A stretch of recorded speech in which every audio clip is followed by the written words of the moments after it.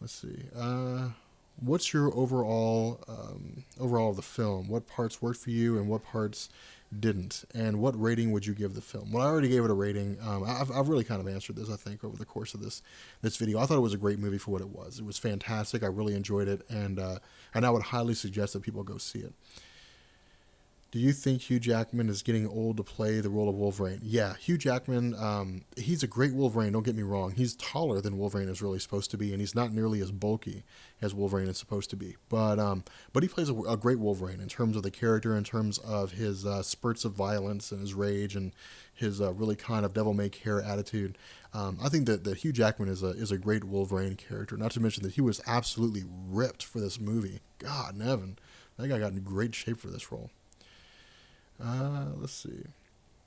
I got a question, Rob. Now that Wolverine's mind, instead of Kitty's mind, was sent back to the past and made a disaster of getting things even more worse for the X-Men and other characters involved in the Marvel Universe and the comics, what new stories, details, and important facts are in store for them and the rest of the universe, including the Avengers, because of the issue in this comics? Okay, the one thing you guys need to bear in mind is you're going to have to separate the X-Men movies from the Avengers, just because they're two different franchises. What goes on in the Avengers has nothing to do with what goes on in X-Men. They're totally different.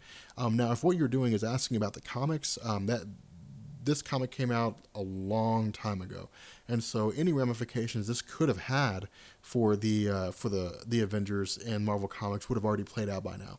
At this point, it doesn't really have any impact. So there really isn't anything going on here in terms of things kind of going crazy. I mean, we see some stuff happen, like Rachel Summers is time displaced, stuff like that. But for the most part, there really aren't any major ramifications of the Days of Future Past on the main time stream.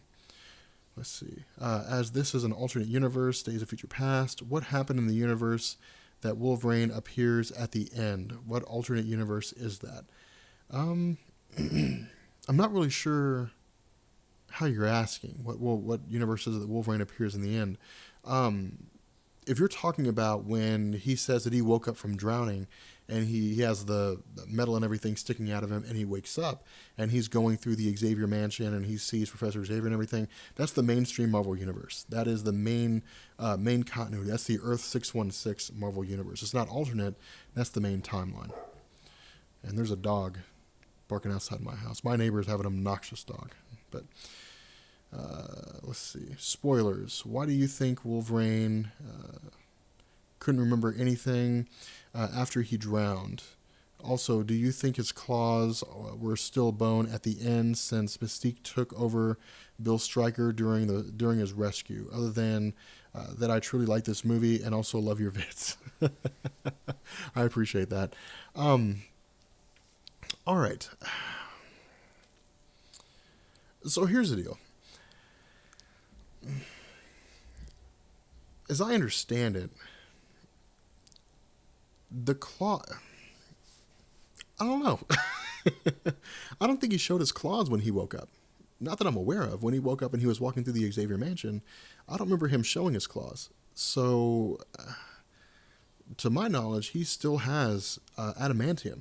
I mean, because again, keep in mind that the events of X-Men 1 and X-Men 2 happened. And so in those movies, we saw he had adamantium claws.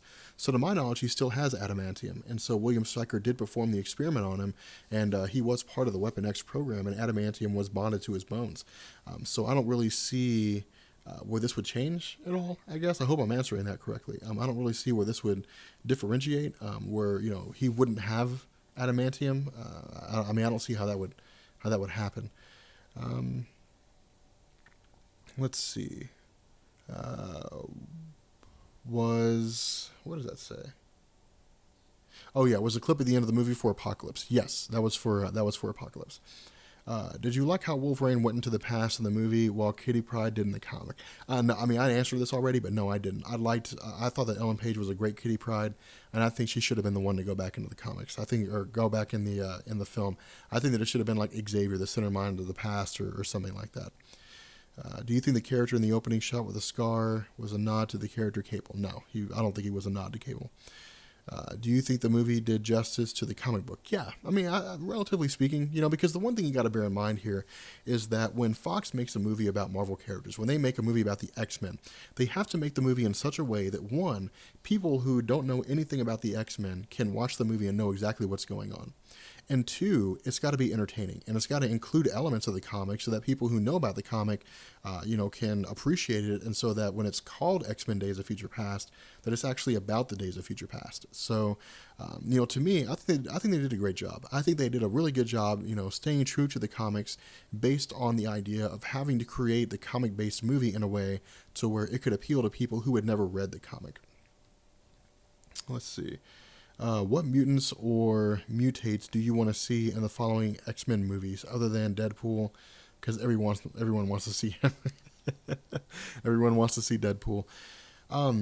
There's a few characters I'd like to see. I'd like to see the Fantastic Four crossover with the X-Men. I think that'd be a really cool movie. I would like to see more of Gambit.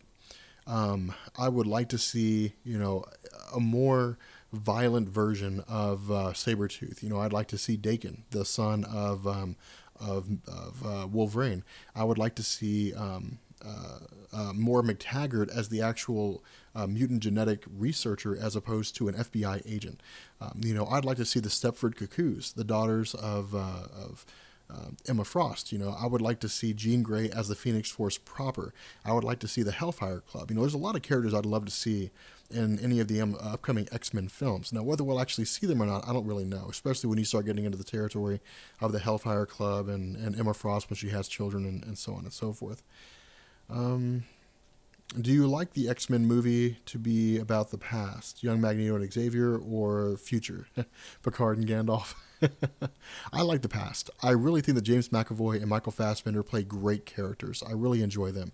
But there's something to be said about the chemistry that goes on between Patrick Stewart and Ian McKellen, because they are well-established actors and they know exactly what they're doing, and they have really, really good roles together. That's why I thought this movie was so good, because you saw interactions between Michael Fassbender and James McAvoy, and then you got to kind of compare and contrast that, but with the interactions between Patrick Stewart and Ian McKellen. And I thought that it was actually done really, really well. I think that both groups were able to play their characters great, but I think that at the end of the day, Patrick Stewart and Ian McKellen come out on top in terms of their portrayal of Charles Xavier and Magneto. Do you think the Scarlet Witch should have been seen? They hinted her quickly. Not really. I don't think it would have been a good idea for them to include her. And the reason why is because it would have confused the life out of people. People would have looked at that and they would have been like, oh my God, which Scarlet Witch is right? Is it the X-Men Days of Future Past Scarlet Witch? Is it the Avengers Scarlet Witch? In addition, I guess maybe it would have been a tip of the hat to people, but there really wouldn't have been any reason to show the Scarlet Witch except to show us that she's a Scarlet Witch. I mean, it really wouldn't have served a purpose. It would have just kind of been like, hey, Scarlet Witch, and then people would have said, hey, yay, it's a Scarlet Witch. But that really would have been that would have been it. I mean, that would have been all there was to it. There really wouldn't be much to it than that. Let's see. Who was the person in the end credits? What fixed the holes that other people complain about in the other movies? Okay, so we answered that question already. I haven't seen it yet, so tell me if it's better than or equal or worse than the Avengers and the Dark Knight. It's better than well, I don't know. No, it's not better than either of those movies. The The Avengers was a great movie in terms of action, but it didn't really have any character depth because the characters were already established. The movie was designed to be an action movie because we had the backstory to pretty much all the characters, so we didn't need to go into any real character development because they were already developed. The Dark Knight, of course, is one of the greatest comic movies ever made, so no, I'd say it's not better than either of those movies. Let's see. Do you think the relationships between Magneto and Quicksilver, his son, should have been stated in the movie? Yeah, I think so. Because that kind of thing I think is a tip of the hat to fans, and people kind of know what's going on, so that if Marvel mentions later, I'm sorry, if Fox comes out with a movie later on and they're talking about Magneto and Quicksilver, people will know what the world's going on, because they'll have this in the back of their heads that, okay, there's most likely some kind of father-son relationship between Magneto and Quicksilver, even though it's not like Magneto showed up and said, hey, I'm your dad, I banged your mom, and you and the Scarlet Witch are the result. They didn't really say that, but we pretty much, those of us who are Marvel comic fans, you guys and me, we know that they're father and son, and people who don't know that and watching a movie are going to have it in the back of their heads that there's some kind of relationship between the two of them going on there. So what do you think about the Sentinels? Do they do the comics justice? They reminded me a little or a lot to the Destroyer from Thor. We already talked about that, but yeah, they did the comics justice. They did a really good job with the Sentinels. All right, so this is the last question. Hey Rob, can you do a Spider-Man video explaining all his incarnations? Oh, that's just a request for Spider-Man. Okay.